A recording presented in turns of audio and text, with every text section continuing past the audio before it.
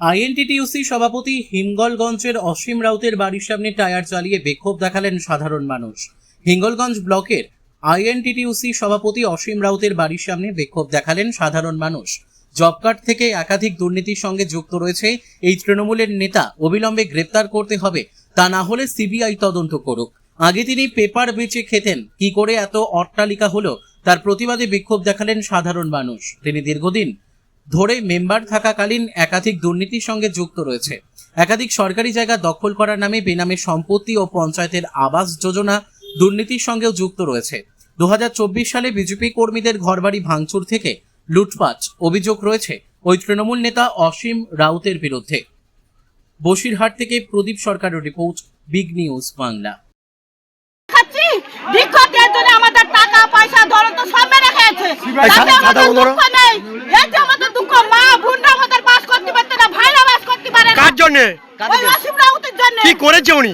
উনি সব ধরে মানে মা ধর ঘর বন্ধ করা, তারপরে মানে রেপ করা, সমস্ত ঘর ভাঙা। কি চাইছেন এখন? এখন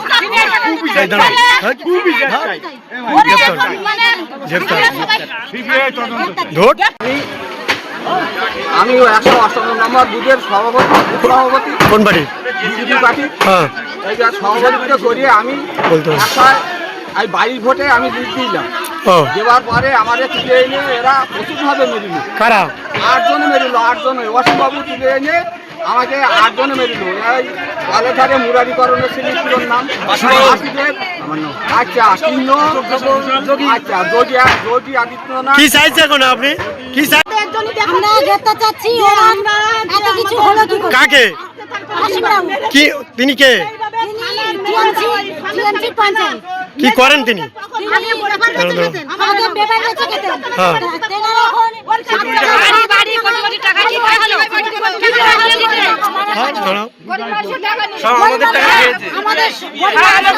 কি চাইছে এখন আপনি?